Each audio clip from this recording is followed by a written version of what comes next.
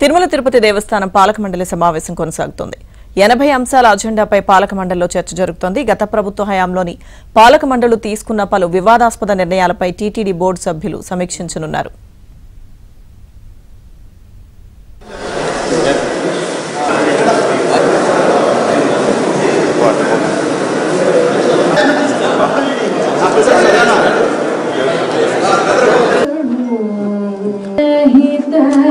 कमल प्रिया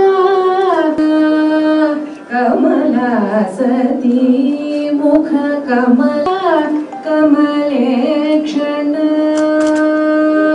हसनहित తిరుమల తిరుపతి దేవస్థానం పాలక మండలి సమావేశం కొనసాగుతోంది. 80 అంశాల అజెండాపై పాలక మండలిలో చర్చ జరుగుతోంది. గత ప్రభుత్వ హయాంలోని పాలక మండలి తీసుకున్న పలు వివాదాస్పద నిర్ణయాలపై టీటీడీ బోర్డు సభ్యులు సమీక్షించనున్నారు. సమావేశానికి సంబంధించిన పూర్తి సమాచారం మా ప్రతినిధి జితేంద్ర అందిస్తారు. జితేంద్ర, కాసేపటి క్రితమే టీటీడీ పాలక మండలి సమావేశమైంది. చైర్మన్ బిఆర్ నాయుడు అధ్యక్షతన మొట్టమొదటిగా ఈ పాలక మండలి సమావేశమైంది. ఈ సమావేశంలో గత ప్రభుత్వంలో తీసుకున్నటువంటి వివాదాస్పద నిర్ణయాలపైన కూడా పాలక మండలి సమీక్షిస్తా ఉంది. దాదాపు 80 అంశాలతో కూడినటువంటి అజెండా పైన కూడా పాలక మండలి సమీక్షించే నిర్ణయం కూడా తీసుకుని ఉంది. గత 5 నెలలు కూడా టీటీడీకి పాలక మండలి లేకపోవడంతో వాళ్ళు కొనుగోళ్లకు సంబంధించి రాటిఫికేషన్ కూడా నేడు పాలక మండలి ఇవ్వనుంది.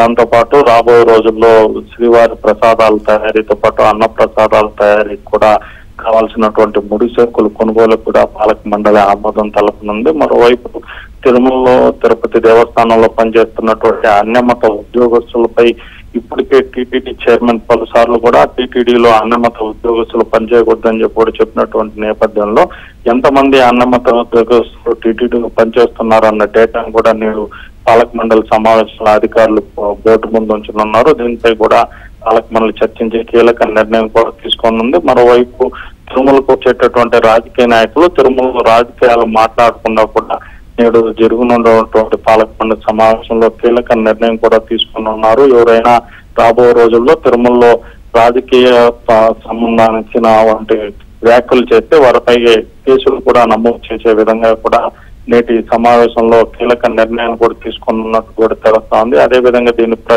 దాన్ని ప్రచురించినా లేకపోతే మీడియాలో వేసినా కూడా వారిపై కూడా కేసు నమోదు చేసేటువంటి అంశాన్ని కూడా పరిశీలించి పాలక మండలి కీలక నిర్ణయాన్ని అయితే నేడు తీసుకున్నది. Thank you Jitendra.